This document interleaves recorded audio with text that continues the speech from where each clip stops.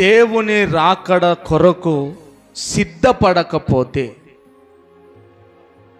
దేవునిలో మనము బలపరచబడకపోతే, దేవునిలో మనము ఎదగకపోతే, శరీర సంబంధమైన ఆశీర్వాదాలు ఒకవేళ నువ్వు పొందుకోవచ్చేమో కానీ ఆత్మ సంబంధమైన ఆశీర్వాదాలు ఏవి నువ్వు పొందలేవు.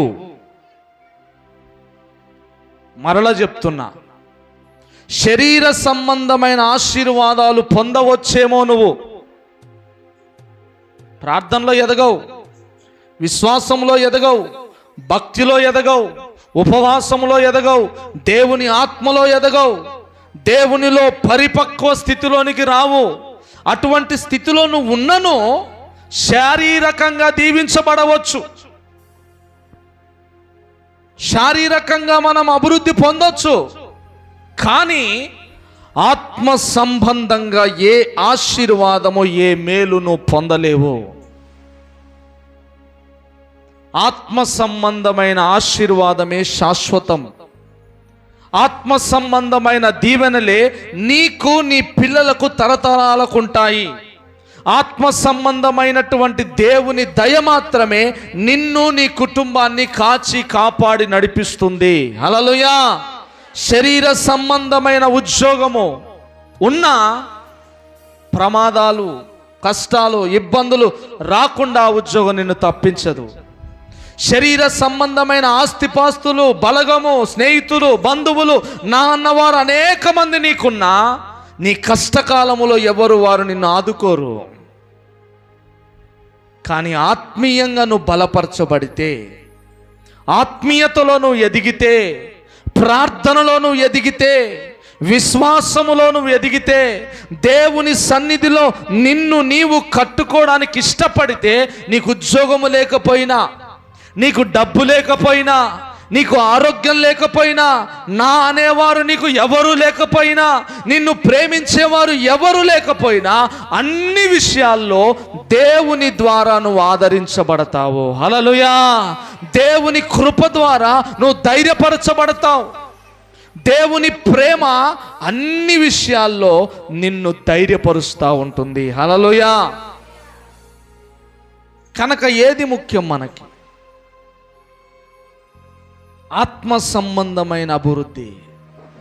బైబిల్లో ఒక సంఘాన్ని ఉద్దేశించి పౌలు గారు ఒక మాట మాట్లాడతాడు. ఏమని మాట్లాడతారంటే, నీ వయస్సును బట్టి చూస్తే, ఏ వయస్సు? శరీర సంబంధమైన వయస్సు కాదు, బాప్టిజం తీసుకొని ఎన్ని సంవత్సరాలు అవుతుంది ఆ వయస్సు. బాప్టిజం తీసుకొని 1 సంవత్సరం అయింది అంటే 1 సంవత్సరం అనుభవం ఉన్నట్టేగా నీకు. ఒక 5 సంవత్సరాలు అయింది, 5 సంవత్సరాల అనుభవం ఉన్నట్టేగా నీకు. ఒక 10 సంవత్సరాలు అయింది, 10 సంవత్సరాల అనుభవం నీకు ఉన్నట్టే కదా. ఇప్పుడు వయస్సును బట్టి చూస్తే, అంటే బాప్టిజం తీసుకొని దేవుణ్ణి ఎరిగినటువంటి ఆ వయస్సును బట్టి చూస్తే, నీవు వాక్యాన్ని బోధించాల్సిన స్థితి, ఇతరులకు చెప్పాల్సిన స్థితి, ఇతరులను బలపరచాల్సిన స్థితి, నిన్ను చూసి అనేకులు మారాల్సిన స్థితి, నిన్ను చూసి అనేకులు దేవుణ్ణి నమ్మాల్సినటువంటి స్థితి. కానీ నువ్వింకా పాలు తాగుతూనే ఉన్నావు అన్నాడు ఆ సంఘంతో. వాస్తవానికి నువ్వు ఎక్కడుండాలి? ఇన్ని ప్రార్థనలు విన్నావు, ఇన్ని ప్రార్థనలో పాలు పొందావు, ఇన్ని వాక్యాలు విన్నావు, ఇంత అనుభవం ఉంది, ఇన్ని నెలలు, ఇన్ని సంవత్సరాలు ప్రభు సన్నిధిలో నువ్వు గడిపావు. ఇంత అనుభవం ఉన్న నీవు ఎలా ఉండాలి? కానీ ఎలా ఉన్నావు అంటే పాలు తాగుతూనే ఉన్నావు ఇంకా నువ్వు. అంటే అర్థం ఏంటి? దేవునిలో నువ్వు అభివృద్ధి పొందట్లేదు, దేవునిలో నువ్వు ఎదగలేదు. దేవుని దృష్టిలో ఇంకా నువ్వు పసిపిల్లవాడిగానే ఉన్నావు.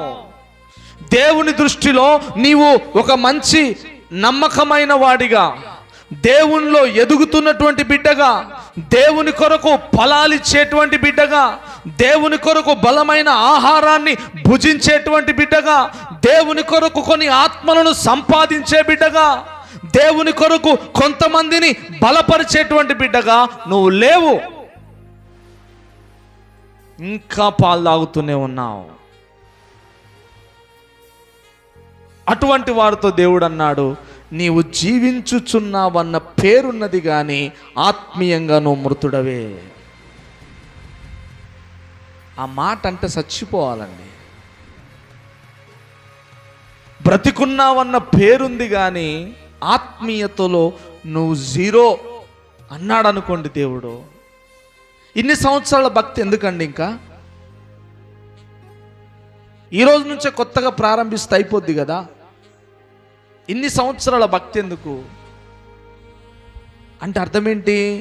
నువ్వు వాక్యం వింటున్నావు, ప్రార్థన చేసుకుంటున్నావు, వాక్యాన్ని చదువుతున్నావు, కానీ నీలో అభివృద్ధి లేదు.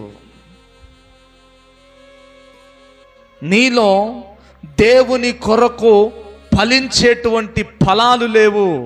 అందుకే యేసు ప్రభువారు అంటారు, నాతో కలిసి ఉండని తీగ ఫలించదు.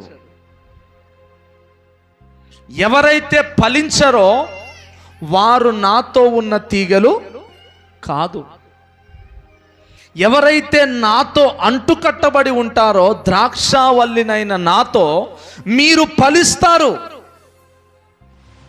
మీలో ఫలములు రావట్లేదు అంటే, మీలో అభివృద్ధి కలగట్లేదు అంటే, ఒక ప్రార్థన చేసే ధైర్యము నీలో లేదు అంటే, ఒక ఉపవాసము నిక్కచ్చితంగా కష్టముగా శరీరాన్ని చంపుకొని శరీరాన్ని సుఖపెట్టకుండా కనీసం ఒకరోజు నిష్ఠగా ఉపవాసము చేసేటువంటి భక్తి నీలో లేకపోతే, కనీసం రోజుకొక 3 అధ్యాయాలు, ఒక పావు గంట కూడా దేవుని వాక్యాన్ని చదివేటువంటి భక్తి నీలో లేకపోతే, దేవుని కొరకు ఒక పని, ఒక సహాయం, నీ వంతుగా ఒక కష్టం దేవుని కొరకు నువ్వు ఖర్చవ్వకపోతే, నీవు దేవుని ఎదుట సిగ్గుపడతావంతే. సిగ్గుపడతావంతే. అక్కడ అంటాడు దేవుడు, నాకు వేరుగా ఉండి మీరేం చేయలేరు. ఎందుకు నువ్వేం సాధించలేకపోతున్నావు? ఎందుకు నువ్వు అనుకున్న ప్రార్థన నెరవేర్చబడట్లే? ఎందుకు నీ కుటుంబంలో ఉన్న మనుషులు మారట్లే? ఎందుకు నీ శరీరములో స్వస్థత కలగట్లే? ఎందుకు నీ కన్నీరు తుడవబడట్లే? ఎందుకు నీ ప్రార్థనకు జవాబు రావట్లేదు అంటే, నాకు వేరుగా ఉండి నువ్వేం చేసినా జరగదు. నాకు వేరై, నాకు దూరమై నువ్వు అనుకుంటున్నావు నేను ప్రార్థన చేస్తున్నానని, నువ్వు అనుకుంటున్నావు నేను దేవునితోనే ఉన్నానని, నువ్వు అనుకుంటున్నావు నేను ఆత్మీయతలోనే ఉన్నానని, నువ్వు అనుకుంటున్నావు నేను భక్తిలోనే ఉన్నానని, కానీ ఆ భక్తిలో ఉన్న శక్తి కనబడట్లే. ఆ దేవుడితో నడుస్తున్నానని అనుకుంటున్నావు, ఆ దేవుని గుణాలు నీలో కనబడట్లే.